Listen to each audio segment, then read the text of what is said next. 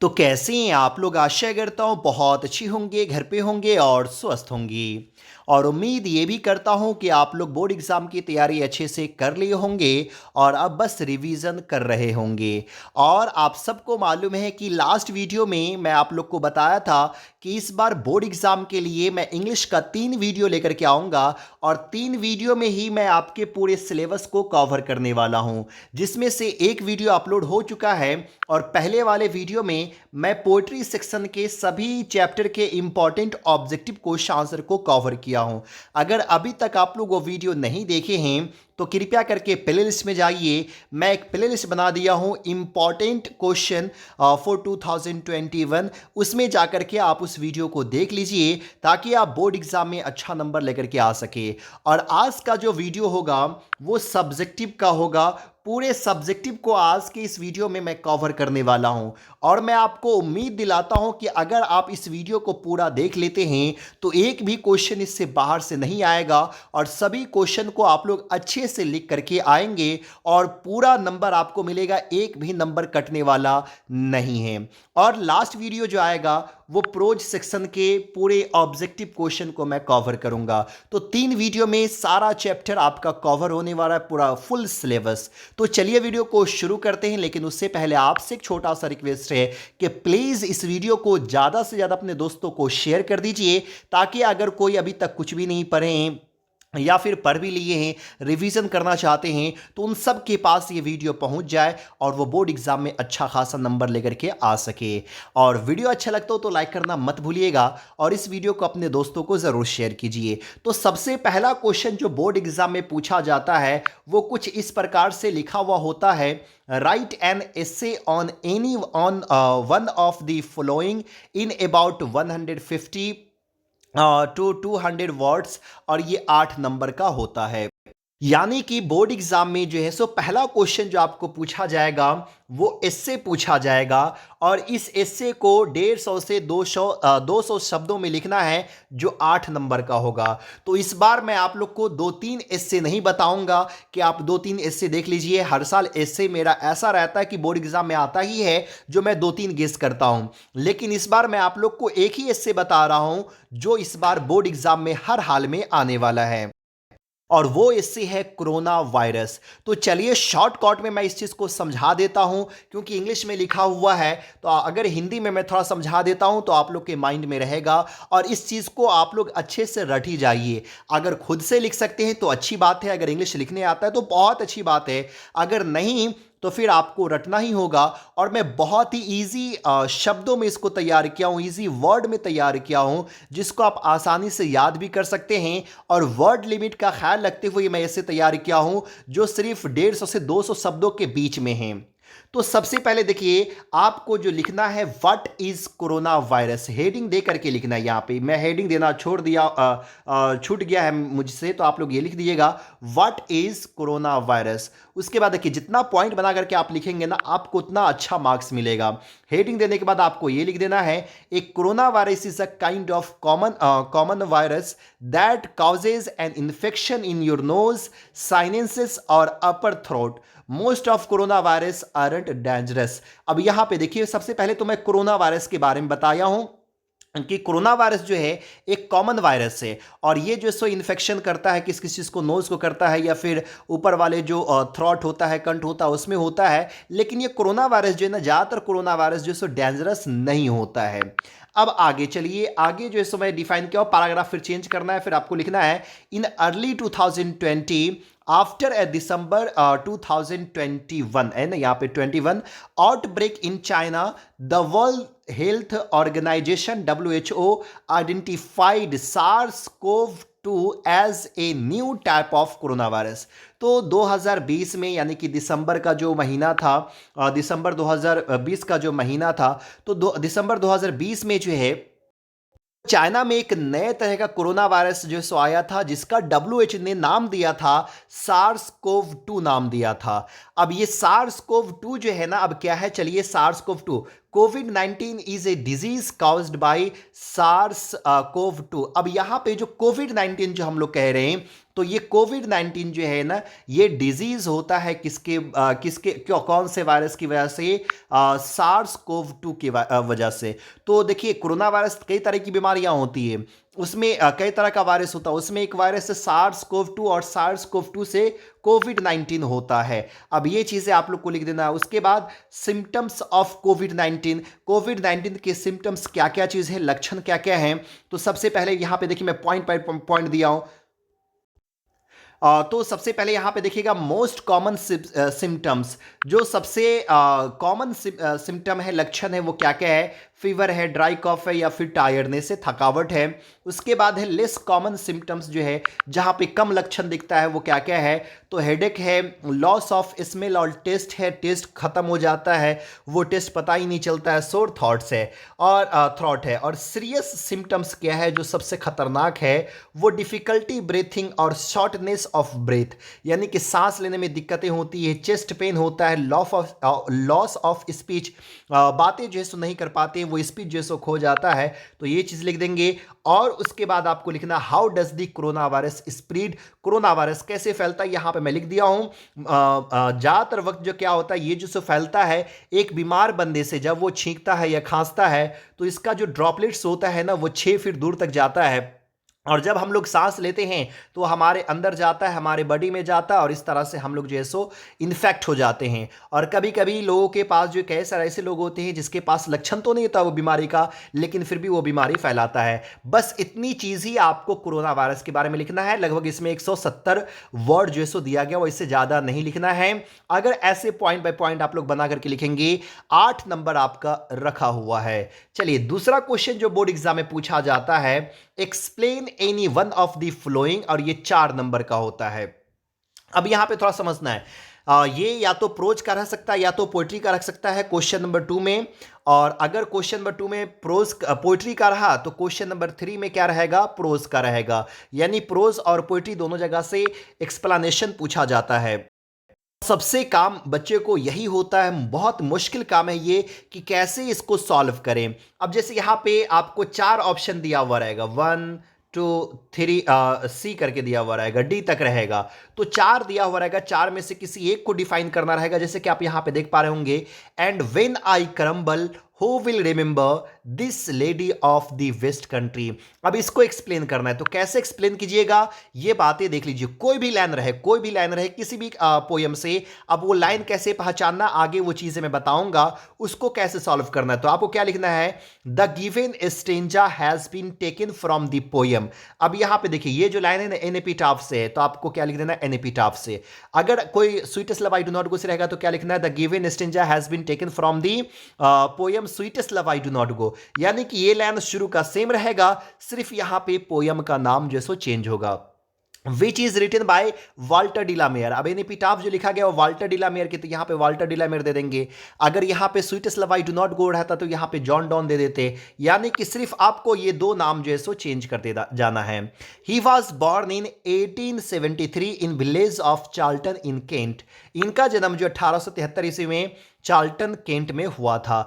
आप जो पोएट है ना, उस पोएट के बारे में एक लाइन आप जो सो यहां पे लिख दें, और सभी पोयम के लाइन एक्सप्लेनेशन में ये चीजें आपको लिखना है। उसके बाद पैराग्राफ चेंज करना है, और पैराग्राफ चेंज करने के बाद जो आप समरी याद किए हैं ना, उस समरी के लाइन को यहां पे ऐड कर दीजिए। जैसे यहां पे मैं ऐड कर दिया, in this stanza poet says that he knows a beautiful lady who lies in epitaph, she is there in the memory of her beloved.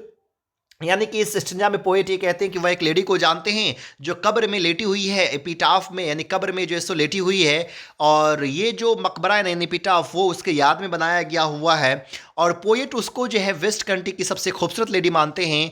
But he feels that beauty is short lived. लेकिन वह महसूस करते हैं कि ये जो beauty है ना, कुछ दिनों के लिए ये ख़त्म हो जाता है, बहुत ही जल्दी ख़त्म हो जाता है। और जब वह मर जाएगा तो फिर उस लेडी को कौन याद करने वाला होगा। तो इस तरह से आप जो समरी याद किए ना जो चैप्टर का, वो समरी का लाइन यहाँ पे 2-3 लाइन ऐड कर देना है। अब चलिए, कैसे आप लोग पहचानेंगे कि ये लाइन जो है वो किस कविता से लिया गया हुआ है? तो सारे का ट्रिक्स मैं यहाँ पे लिख दिया हूँ, 2-3 वर्ड है, और ये ट्रिक्स आप लोग को हर हाल में याद ही कर लेना है। क्योंकि जब आप लोग ऑब्जेक्टिव सॉल्व कीजिएगा तो ऑब्जेक्टिव में भी ढेर सारा लाइन जैसे पोएम से निकाल करके पूछा गया हुआ रहता है और कहा जाता है ये लाइन किन के द्वारा लिखा गया है, ये लाइन कहाँ से ली गई है। तो यहाँ पे मैं सबका ट्रिक्स लिख दिया हूँ। देखिए क्या है ट्रिक्स, क्या कह रहा है कि जिस पोयम लाइन में ओल्ड मीनिंग लगा हुआ रहेगा, ओल्ड मीनिंग का मतलब क्या, गो, दी, मी, डाई, दिस, सन, यानी कि अभी हम लोग लिखते हैं गो, जी ओ गो लिखते हैं, लेकिन पहले क्या लिखा करते थे, जी ओ ई लिखा करते थे। अभी हम लोग लिखते हैं द, टी एच ई, लेकिन पहले लिखा करते थे टी एच डबल ई। अभी हम लोग लिखते हैं डाई, डी वाई ई, लेकिन पहले क्या लिखा करते थे, डी वाई ई लिखते थे। तो इस तरह से अगर किसी भी पोएम लाइन में अगर ओल्ड मीनिंग देखने को मिल जाए तो समझ जाइए वो लाइन कहां से होगा, sweetest love I do not गो, जिसके पोएट है जॉन डॉन। तो इस तरह से यहां पे देखिए, दे one another keep alive never parted B. अब यहां पे ओल्ड मीनिंग क्या क्या देखने को मिलेगा, कीप बी, ये लाइन कहां से होगा, sweetest love I do not go से। ठीक इसी प्रकार अगला चैप्टर जो आपका सॉन्ग ऑफ माई सेल्फ है, तो सॉन्ग ऑफ माई सेल्फ का यहां पे मैं ट्रिक्स लिख दिया हूं, myself, age, hazard, loaf, kids, atom, 37 years old. अब यहां पे देखिए ये लाइन दिया है, I celebrate myself and sing myself and what I assume you shall assume. तो अब यहां पे देख पा रहे होंगे माई सेल्फ आ गया है, यानी कि ये लाइन जो होगा वो सॉन्ग ऑफ माई सेल्फ से होगा, जिसके पोएट वाल्ट विटमैन है। अगला चैप्टर है now the lips are falling fast. इसका क्या ट्रिक्स है, white mountain nurse false left and right, food freeze cold Nightingale wooden रिप्रूव। अगर किसी भी पोएम लाइन में अगर ये मीनिंग देखने को मिल जाए, समझ जाइए वो जो लाइन होगा वो कहाँ से होगा, और now the lips are falling fast से। जैसे कि आप लोग यहाँ पे देख पा रहे होंगे क्या सारा वर्ड यहाँ पे आपको देखने को मिल जाएगा। चलिए अगला जो चैप्टर है वो है ओड टू ऑटम। तो यहाँ पे क्या लगा हुआ रहेगा, यहाँ पे मैं सारे ट्रिक्स को लिख दिया हूँ, इस वर्ड को सिर्फ आप लोग को याद रखना है। अगला जो चैप्टर है वो एन एपिटाफ है, beautiful lady, west country, crumble, vanishes, ये वर्ड ही 4 वर्ड ही लगा हुआ रहेगा। जैसे कि यहाँ पे आप लोग देख पा रहे होंगे, here lies a most beautiful lady, light of step and heart was she, I think she was most beautiful lady. यहाँ पे देखिए ब्यूटीफुल लेडी आ गया हुआ, ब्यूटीफुल लेडी आ गया हुआ है, यानी कि ये चैप्टर हमारे एन एपिटाफ से लिया गया हुआ है। तो एकदम शॉर्ट कॉट ट्रिक्स है, सारे ट्रिक्स को आप लोग को माइंड में रख लेना है, क्योंकि यहाँ पे एक ही 2 वर्ड या 4-5 वर्ड ही याद करना, 4-5 वर्ड याद रखते हैं सारा चैप्टर आपको जो है सो सॉल्व हो जाएगा, कोई भी दिक्कतें आपको नहीं होने वाली है। तो सारे चैप्टर का मैं दे दिया हूँ, सिर्फ मैं यहाँ पे मैकेविटी का नहीं दिया हूँ। मैकेविटी का इसलिए नहीं दिया हूँ क्योंकि आपको मैकेविटी से क्वेश्चन पूछा जाएगा तो उस लाइन में आपको यूज़ किया गया हुआ रहेगा मैकेविटी। तो मैकेविटी जैसे रहेगा तो समझ जाए किससे लिया गया होगा, मैकेविटी द मिस्ट्री कैट से लिया गया हुआ रहेगा। तो ये आपको रहेगा 4 नंबर का क्वेश्चन नंबर 2। क्वेश्चन नंबर 3 भी वही एक्सप्लेनेशन रहेगा, लेकिन ये प्रोज से रहेगा, वो पोइट्री से, एक पोइट्री से और एक प्रोज से रहेगा। लेकिन यहां पे आपको 4 ऑप्शन दिया हुआ रहेगा, ए, बी, सी, डी, दोनों में 4-4 रहेगा, 4 में से एक ही सॉल्व करना है। तो अब यहाँ पे कोई ट्रिक्स तो नहीं होगा क्योंकि चैप्टर बड़ा बड़ा होता है, लेकिन फिर भी अगर आप लोग पास्ट में चैप्टर पढ़े हैं, थोड़ा सा भी अगर चैप्टर के बारे में नॉलेज है ना, तो आप लाइन को देख करके आराम से पहचान लेंगे। किस तरह से, देखिए, we can't be satisfied as long as the Negroes basic. अब यहाँ पे देख पा रहे होंगे, यहाँ पे नेग्रोज आ गया है। नेग्रोज आप लोग पढ़े थे, किस चैप्टर में है, आई हैव अ ड्रीम में है। ठीक इसको भी हम लोग उसी तरह से डिफाइन करेंगे, सॉल्व करेंगे। The given sentence has been taken from I Have a Dream, which is written by Martin Luther King Jr. He was born in 1929 and got Nobel Prize in 1964। और जो समरी याद की है, summary के line को यहाँ पे आप लोग ऐड कर दीजिए। 3-4 इंपॉर्टेंट लाइन मैंने यहाँ पे दे रहा हूँ और इस 3-4 में एक हर हाल में आ ही जाएगा। पहला तो ये लाइन हो गया, दूसरा लाइन हो गया, आप यहां पे देख पा रहे होंगे, मदर्स अनाउंसमेंट शॉक मी, नानू काका इज कमिंग सी सेड, ये एक लाइन ये हो गया। इसके आंसर को देख लीजिए क्या कह रहा है, the given stanza has been taken from a pinch of snuff. ये जो स्टिंजा है वो पिंच ऑफ स्नफ से लिया गया है, जो मनोहर मुलगानकर के द्वारा लिखा गया हुआ है और इनका जन्म 1913 ईस्वी में हुआ था। ऑथर कहते हैं कि मैं एकदम शॉक्ड हो गया जब मेरी माँ कही कि नानू काका जो है सो यहाँ आ रहे घूमने के लिए।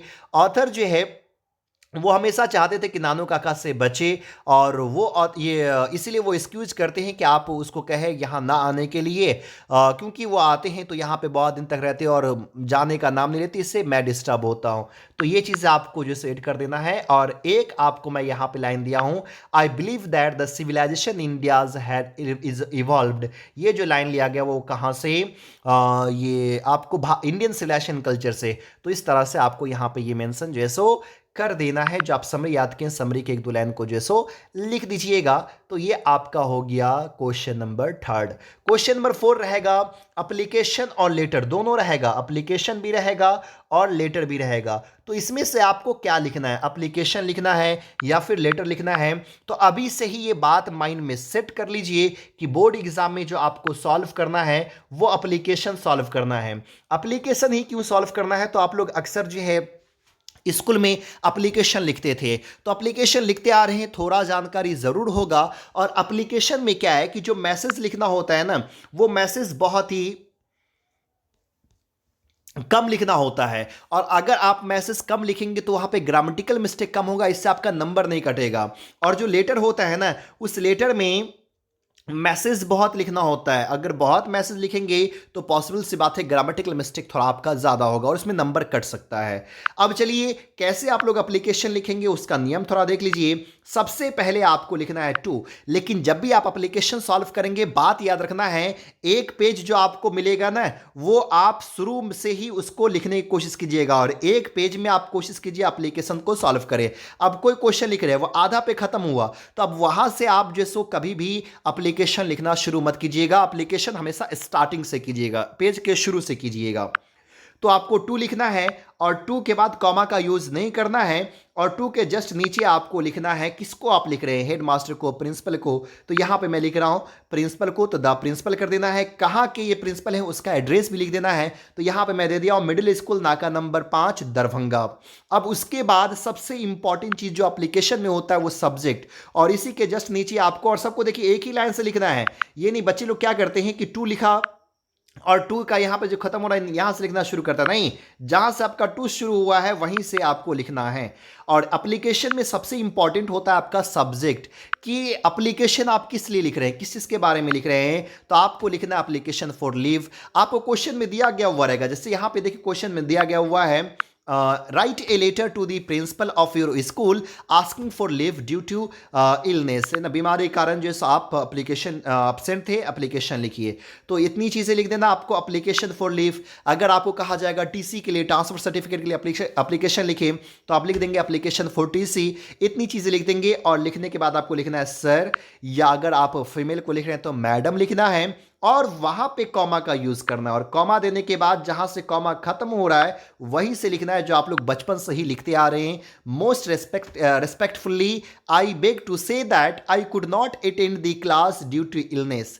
आई was suffering from cough and cold. मैं जो है सो बुखार सर्दी से जो है सो परेशान था। Therefore I request you to grant me 3 days leave from 10 to 13th November 2027। I shall be grateful to you for this. बस देखिए मैसेज में इतना ही लिखना है। अब इतना लिखेंगे तो कितना ग्रामेटिकल मिस्टेक होगा, ज़्यादा लंबा लिखने की जरूरत नहीं, जो आपका काम है काम की बातें कीजिए और वही चीज़ें लिख दीजिए। उसके बाद जो है आपको ये लिख देना है योर फेथफुल्ली। अब इसको जो है ना योर फेथफुल्ली लिखते हैं या फिर योर सिंसियरली लिखते हैं, उसको आप लोग इस साइड भी लिख सकते हैं, यहाँ से भी आप लोग जो है सो लिख सकते हैं योर फेथफुल्ली। जो नाम है नाम लिख दीजिए, क्लास और फिर रोल नंबर रोल कोड लिख दीजिए। और ये जो स्पेस बचा हुआ है, या फिर अगर ये यहाँ पे आप लिखते हैं योर सिंसियरली तो यहाँ पे स्पेस बचेगा, तो इस स्पेस में आपको जो सो डेट लिख देना है, किस डेट में आप लोग ये एप्लीकेशन लिख रहे हैं। तो ये हो गया आपको एप्लीकेशन। चलिए अब 5 नंबर का जो रहेगा, क्वेश्चन नंबर 5 जो रहेगा वो आपको रहेगा शॉर्ट क्वेश्चन आंसर, जो 10 नंबर का रहेगा। अब यहां पे मैं जो है सो इंपॉर्टेंट को दे दिया हूं। अब यहां पे 10 में से किसी 5 का ही जवाब देना होता है तो आराम से आप लोग दे देंगे। जो आप लोग समरी याद करे होंगे ना वहीं से क्वेश्चन जो सो पूछा जाता है। चलिए यहाँ पे 10 इंपॉर्टेंट क्वेश्चन, इसको याद ही कर जाइए क्योंकि बहुत ज्यादा क्वेश्चन यहां से आ जाएगा। उम्मीद करते 3-4 क्वेश्चन यहां से रहेगा ही। पहला क्वेश्चन जो कह रहा है what is the civilization in the real sense of the term, यानी कि सिविलाइजेशन का वास्तविक मीनिंग क्या होता है। Civilization in the real sense of the term is the deliberate and voluntary restriction of wants. This alone increase and promotes contentment, real happiness and capacity for service। यानी कि जो सिविलाइजेशन है, civilisation का वास्तविक meaning ये होता है कि कोई जो चाहत होती है ना, वो ज़रूरत नहीं है बल्कि चाहत है, तो उस चाहत को जो सो ये रोकना, चाहत को रोकना, यही हमारा जो सो सिविलाइजेशन बताता है। और ये सिविलाइजेशन जो ही है वो हमारे खुशी को बढ़ाता है कि नहीं, हमारे जो एक वास्तविक खुशी है ना, उस खुशी को बढ़ाता है। तो ये सिविलाइजेशन जो है, तो यहाँ पे आपको ये चीज़ें जो है सो मेंशन कर देना है। Why is Zakir Hussain overwhelmed, यानी कि डॉक्टर जाकिर हुसैन जो सो बहुत ज़्यादा भिक्त क्यों हो गए। ओवरवेल्म मतलब क्या होता है, मतलब कि इतना ज़्यादा इमोशन में आ जाना कि कहने के लिए कोई शब्द नहीं है। तो he is overwhelmed by the trust his people have placed him by electing him to the highest office in the country। तो वो overwhelmed इसीलिए हो जाते हैं क्योंकि जो लोग हैं ना, वो लोग उन पे विश्वास जताते हैं और भारत के सबसे हाईएस्ट पोस्ट पे, यानी कि सबसे हाईएस्ट ऑफिस में उनको जो सो भेजते हैं इलेक्शन के द्वारा, यानी कि चुन करके, इलेक्ट करके। तो इसलिए वो बहुत ज़्यादा जो है सो ओवरवेल्म्ड हो जाते हैं। In what dress did the writer go to the minister along with Nanu Kaka, किस ड्रेस में जो है वो मिनिस्टर के पास जाते हैं राइटर जो है। तो राइटर जो सो जोधपुरी कोर्ट में जाते हैं, जोधपुर कोर्ट में जाते हैं, जो और ऑरेंज कलर का जो सो क्या रहता है, पगड़ी रहता है। तो ये क्वेश्चन को आप लोग देख लीजिएगा।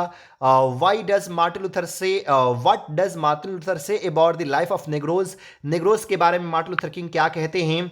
तो ये चीज़ें लिख दिएगा। He says that the life of negroes is still sadly crippled by the manacles of the segregation and the chains of discrimination. यानी लिख देना है कि जो मार्टिन लूथर किंग है, वो मार्टिन लूथर किंग नेग्रोज के बारे में कहते हैं कि आज भी नेग्रोज बहुत ज़्यादा उदास है और ये जो है सो अन्याय और भेदभाव के जंजीरों में बंधा हुआ है और वो अभी भी जो है ना सो गरीबी के आलम में अपनी ज़िंदगी जी रहा है। घेटोज़ में ये लोग जो सो रह रहे हैं। तो ये आपको लिख देना, याद ही आप लोग कर जाइए। What are the dramatic structures of a tragedy, जो ट्रेजडी होता है उसके ड्रामेटिकल स्ट्रक्चर क्या क्या हैं। तो उसका क्या क्या हो जाएगा, एक्सपोजिशन है, कॉम्प्लिकेशन है, क्राइसिस है, डिनोमेंट है एंड क्रेस्ट्रॉफी है। ये चीज़ आपको याद करना है और ये चीज़ें लिख देना है।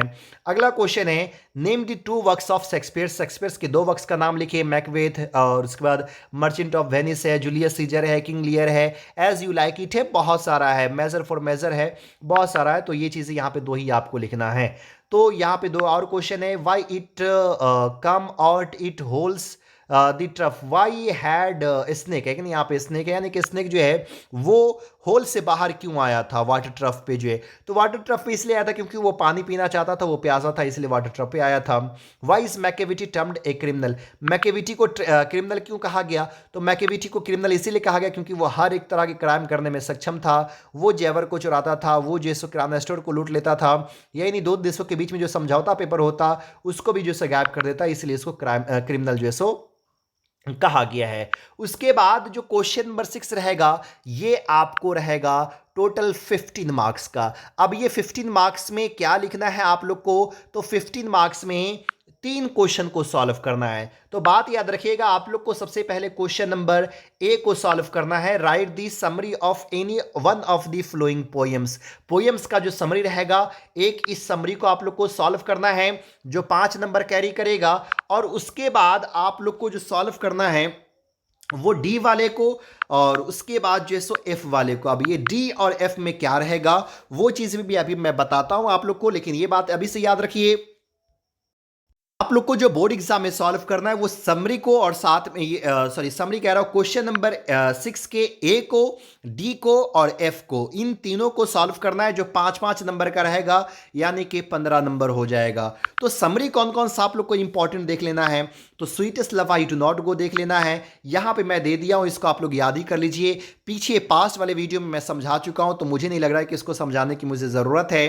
उसके बाद song of my self, 4 summary में बता रहा हूँ, 4 समरी को आप लोग याद कर लीजिए, एक ना एक आ ही जाएगा। फिर प्रोज का भी रहेगा, उसके भी 1-2 को शुरू को देख लीजिए, याद कर लीजिए, वो आ ही जाएगा, है कि नहीं। अगर 4 याद कर लेते हर हाल में एक जो सो रहेगा ही। उसके बाद now the leaves are falling fast है और ओड टू ऑटम है, यानी कि पोएट्री सेशन के शुरू का जो 4 चैप्टर है उसको आप लोग अच्छे से याद कर लीजिए, आ ही जाएगा। और मैं शुरू के 4 चैप्टर को इसलिए बता रहा हूं कि आप लोग पहले से भी याद किए होंगे शुरू के चैप्टर को, तो इसलिए ये समझिए को आप लोग याद कर लीजिए, यहां से आ ही जाएगा। उसके बाद डी वाले को सॉल्व करना है और डी में क्या रहेगा, मैच दी फॉलोइंग रहेगा। अब इंडियन सिविलाइजेशन कल्चर है ना, तो एक सर यहां पे दिया हुआ रहेगा महात्मा गांधी, तो उसको मैच करना है। अब इसमें से कोई 5 दिया हुआ रहेगा, पांचों को मैच करना है, तो ये आप लोग को याद ही कर लेना है। Indian civilization culture, Mahatma Gandhi, Bharat is my home, doctor Zakir Hussain, pinch of snuff, Manohar Mulgaonkar, I have a dream, Martin Luther King, ideas that have helped mankind, Bertrand Russell, the artist Shiga Naoya, a child is born, Germaine Greer, how free is the press, Dorothy L Sayers, the earth H E Bates, ये सारे को आप लोग को याद कर लेना है। उसके बाद एफ वाले को सॉल्व करना है और ये एफ वाले कहां से है, पोइट्री सेक्शन से हैं। ठीक उसी प्रकार जैसे डी वाला था, यहां भी मैच दी फॉलोइंग करना रहेगा, तो इस 10 को भी आप लोग याद कर जाइएगा। Sweetest love I do not go, John Donne, song of myself, Walt Whitman, now the lips are falling fast, W.H. Auden, ode to autumn, John Keats, इनको याद कर लेना है अच्छे से। और उसके बाद आपको क्वेश्चन नंबर 7 रहेगा, जो लास्ट क्वेश्चन रहेगा, जो 4 नंबर का रहेगा। यहां पे भी 2 ऑप्शन दिया हुआ रहेगा, एक पैसेज का दिया हुआ रहेगा और एक जो है सो प्रिसाइज का दिया हुआ रहेगा। तो आपको बोर्ड एग्जाम में क्या सॉल्व करना है, तो अभी से ही ये माइंड सेट कर लीजिए कि आपको जो है बोर्ड एग्जाम में पैसेज सॉल्व करना है। अब पैसेज ही क्यों सॉल्व करना है, तो पैसेज जो है सो बच्चे को लिखना आसान होता है, इसमें नंबर ज़्यादा नहीं करता है और प्रिसाइज थोड़ा मुश्किल हो जाता है, इसीलिए आपको प्रिसाइज सॉल्व नहीं करना है, पैसेज आपको जो है सो सॉल्व करना है। अब चलिए पैसेज में क्या रहेगा, तो इस तरह की एक कहानी जो है सो दी गई रहेगी, नीचे में 4 क्वेश्चन दिया हुआ रहेगा, जैसे कि यहाँ पे देख पा रहे होंगे। पहला क्वेश्चन है what we have if we want to achieve something worthwhile in life, हम लोग के पास क्या होना जरूरी है अगर हम लोग लाइफ में कुछ अचीव करना चाहते हैं। तो ऊपर में दिया गया हुआ डिसिप्लिन के बारे में कि अगर डिसिप्लिन रहेगा तो ही जाकर हम लोग कुछ अचीव कर सकते हैं, तो यहाँ पे आंसर मैं लिख दिया हूं, देख लीजिएगा। इसी तरह से दूसरा क्वेश्चन है what will happen if there is no discipline, अगर डिसिप्लिन नहीं रहेगा तो क्या होगा, ये दूसरा क्वेश्चन है। ऊपर के ये जो दिया हुआ पैराग्राफ, इसको पढ़िए और इसके अंदर से आंसर ढूंढ करके आप लोग लिख दीजिए, और ये बहुत ही सिंपल पूछा जाता है। तो इस तरह से बोर्ड एग्जाम में 7 सब्जेक्टिव रहेगा, 7 क्वेश्चन रहेगा, उसको आप सॉल्व करते हैं 50 नंबर आपको मिलने वाला है। और इस वीडियो का आप लोग अंत तक अगर देख लिए हैं तो उम्मीद करता हूं आप लोग बोर्ड एग्जाम में अच्छा खासा नंबर लेकर के आ सकते हैं। तो आज के वीडियो में बस इतना ही। अगर वीडियो आपको अच्छा लगा हो तो प्लीज़ लाइक कीजिए, ज़्यादा से ज़्यादा अपने दोस्तों को शेयर कीजिए, और अगर चैनल पे पहली बार आए तो प्लीज़ चैनल को सब्सक्राइब कर लीजिए। फिर मिलते हैं अगले वीडियो में, तब तक के लिए बाय।